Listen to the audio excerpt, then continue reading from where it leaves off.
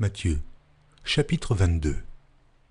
Jésus, prenant la parole, leur parla de nouveau en parabole, et il dit : Le royaume des cieux est semblable à un roi qui fit des noces pour son fils. Il envoya ses serviteurs appeler ceux qui étaient invités aux noces, mais ils ne voulurent pas venir.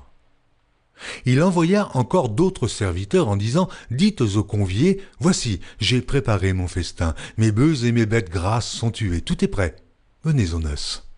Mais, sans s'inquiéter de l'invitation, ils s'en allèrent. Celui-ci à son champ, celui-là à son trafic, et les autres se saisirent des serviteurs, les outragèrent et les tuèrent.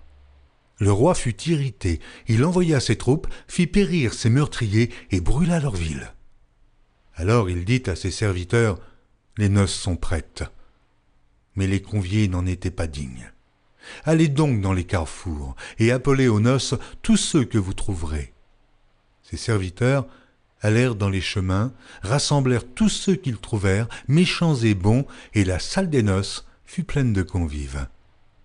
Le roi entra pour voir ceux qui étaient à table, et il aperçut là un homme qui n'avait pas revêtu un habit de noces. Il lui dit : Mon ami, comment es-tu entré ici sans avoir d'habit de noces ? Cet homme eut la bouche fermée. Alors le roi dit aux serviteurs : Liez-lui les pieds et les mains, et jetez-le dans les ténèbres du dehors, où il y aura des pleurs et des grincements de dents. Car il y a beaucoup d'appelés, mais peu d'élus. Alors les pharisiens allèrent se consulter sur les moyens de surprendre Jésus par ses propres paroles. Ils envoyèrent auprès de lui leurs disciples avec les Hérodiens qui dirent : Maître, nous savons que tu es vrai, et que tu enseignes la voie de Dieu selon la vérité, sans t'inquiéter de personne, car tu ne regardes pas à l'apparence des hommes. Dis-nous donc ce qu'il t'en semble. Est-il permis ou non de payer le tribut à César ? Jésus, connaissant leur méchanceté, répondit : Pourquoi me tentez-vous, hypocrite ? Montrez-moi la monnaie avec laquelle on paie le tribut. Et ils lui présentèrent un denier. Il leur demanda : De qui sont cette effigie et cette inscription ? De César, lui répondirent-ils. Alors il leur dit : Rendez donc à César ce qui est à César, et à Dieu ce qui est à Dieu. Étonnés de ce qu'ils entendaient, ils le quittèrent et s'en allèrent. Le même jour, les Sadducéens, qui disent qu'il n'y a point de résurrection, vinrent auprès de Jésus et lui firent cette question. Maître, Moïse a dit : Si quelqu'un meurt sans enfant, son frère épousera sa veuve et suscitera une postérité à son frère. Or, il y avait parmi nous 7 frères. Le premier se maria et mourut, et, comme il n'avait pas d'enfant, il laissa sa femme à son frère. Il en fut de même du second, puis du troisième, jusqu'au 7e. Après eux tous, la femme mourut aussi. À la résurrection, duquel des 7 sera-t-elle donc la femme ? Car tous l'ont eue. Jésus leur répondit : Vous êtes dans l'erreur, parce que vous ne comprenez ni les Écritures, ni la puissance de Dieu. Car, à la résurrection, les hommes ne prendront point de femmes, ni les femmes de mari, mais ils seront comme les anges de Dieu dans le ciel. Pour ce qui est de la résurrection des morts, n'avez-vous pas lu ce que Dieu vous a dit ? Je suis le Dieu d'Abraham, le Dieu d'Isaac et le Dieu de Jacob. Dieu n'est pas Dieu des morts, mais des vivants. La foule qui écoutait fut frappée de l'enseignement de Jésus. Les pharisiens, ayant appris qu'il avait réduit au silence les Sadducéens, se rassemblèrent, et l'un d'eux, docteur de la loi, lui fit cette question pour l'éprouver. Maître, quel est le plus grand commandement de la loi ? Jésus lui répondit : Tu aimeras le Seigneur ton Dieu de tout ton cœur, de toute ton âme et de toute ta pensée. C'est le premier et le plus grand commandement. Et voici le second, qui lui est semblable. Tu aimeras ton prochain comme toi-même. De ces 2 commandements dépendent toute la loi et les prophètes. Comme les pharisiens étaient assemblés, Jésus les interrogea en disant : Que pensez-vous du Christ ? De qui est-il le fils ? Ils lui répondirent : De David. Et Jésus leur dit : Comment donc David, animé par l'Esprit, l'appelle-t-il Seigneur lorsqu'il dit « Le Seigneur a dit à mon Seigneur, assieds-toi à ma droite, jusqu'à ce que je fasse de tes ennemis ton marchepied. » Si donc David l'appelle Seigneur, comment est-il son fils?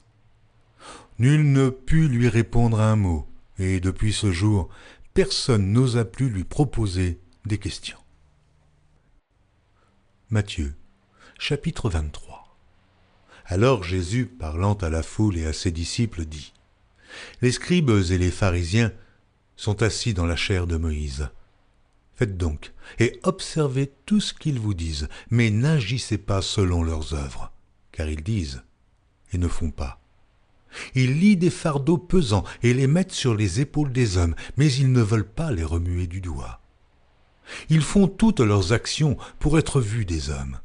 Ainsi, ils portent de larges phylactères, et ils ont de longues franges à leurs vêtements. Ils aiment la première place dans les festins et les premiers sièges dans les synagogues. Ils aiment à être salués dans les places publiques et à être appelés par les hommes « Rabbi, Rabbi ». Mais vous, ne vous faites pas appeler Rabbi, car un seul est votre maître, et vous êtes tous frères. Et n'appelez personne sur la terre votre Père, car un seul est votre Père, celui qui est dans les cieux. Ne vous faites pas appeler directeur, car un seul est votre directeur, le Christ. Le plus grand parmi vous sera votre serviteur. Quiconque s'élèvera sera abaissé, et quiconque s'abaissera sera élevé.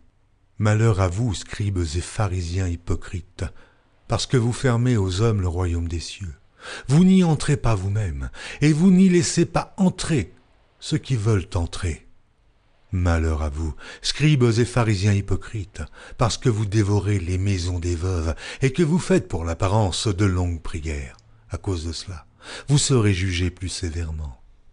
Malheur à vous, scribes et pharisiens hypocrites, parce que vous courez la mer et la terre pour faire un prosélyte et, quand il l'est devenu, vous en faites un fils de la Guéhenne 2 fois plus que vous. Malheur à vous, conducteurs aveugles, qui dites « Si quelqu'un jure par le temple, ce n'est rien, mais si quelqu'un jure par l'or du temple, il est engagé. Insensé et aveugle, lequel est le plus grand, l'or ou le temple qui sanctifie l'or ? Si quelqu'un, dites-vous encore, jure par l'autel, ce n'est rien. Mais si quelqu'un jure par l'offrande qui est sur l'autel, il est engagé. Aveugle, lequel est le plus grand, l'offrande ou l'autel qui sanctifie l'offrande? Celui qui jure par l'autel, jure par l'autel et par tout ce qui est dessus. Celui qui jure par le temple, jure par le temple, par celui qui habite. Et celui qui jure par le ciel, jure par le trône de Dieu et par celui qui est assis. Malheur à vous, scribes et pharisiens hypocrites, parce que vous payez la dîme de la menthe, de la nette et du cumin, et que vous laissez ce qui est le plus important dans la loi, la justice, la miséricorde et la fidélité. C'est là ce qu'il fallait pratiquer, sans négliger les autres choses. Conducteurs aveugles qui coulaient le moucheron et qui avalaient le chameau. Malheur à vous, scribes et pharisiens hypocrites, parce que vous nettoyez le dehors de la coupe et du plat, et qu'au-dedans, ils sont pleins de rapine et d'intempérance. Pharisiens aveugles, nettoient premièrement l'intérieur de la coupe et du plat, afin que l'extérieur aussi devienne net. Malheur à vous, scribes et pharisiens hypocrites, parce que vous ressemblez à des sépulcres blanchis, qui paraissent beaux au dehors, et qui, au dedans, sont pleins d'ossements, de morts et de toute espèce d'impureté. Vous de même, au dehors, vous paraissez justes aux hommes, mais au dedans, vous êtes pleins d'hypocrisie et d'iniquité. Malheur à vous, scribes et pharisiens hypocrites, parce que vous bâtissez les tombeaux des prophètes et ornez les sépulcres des justes, et que vous dites « Si nous avions vécu du temps de nos pères, nous ne nous serions pas joints à eux pour répandre le sang des prophètes. » Vous témoignez ainsi contre vous-même que vous êtes les fils de ceux qui ont tué les prophètes. Comblez donc la mesure de vos pères. Serpents, race de vipères, comment échapperez-vous au châtiment de la Guéhenne? C'est pourquoi, voici, je vous envoie des prophètes, des sages et des scribes. Vous tuerez et crucifierez les uns, vous battrez de verge les autres dans vos synagogues, et vous les persécuterez de ville en ville, afin que retombe sur vous tous le sang innocent répandu sur la terre, depuis le sang d'Abel le juste jusqu'au sang de Zacharie, fils de Barachi, que vous avez tué entre le temple et l'autel. Je vous le dis en vérité, tout cela retombera sur cette génération. Jérusalem, Jérusalem qui tue les prophètes et qui lapide ceux qui te sont envoyés. Combien de fois ai-je voulu rassembler tes enfants, comme une poule rassemble ses poussins sous ses ailes, et vous ne l'avez pas voulu. Voici, votre maison vous sera laissée déserte, car, je vous le dis, vous ne me verrez plus désormais jusqu'à ce que vous disiez « Béni soit celui qui vient au nom du Seigneur ». Retrouvez chaque jour sur EMCI TV une nouvelle lecture de la Bible illustrée en vidéo. Pour revoir ce programme, rendez-vous sur notre site emcitv.com.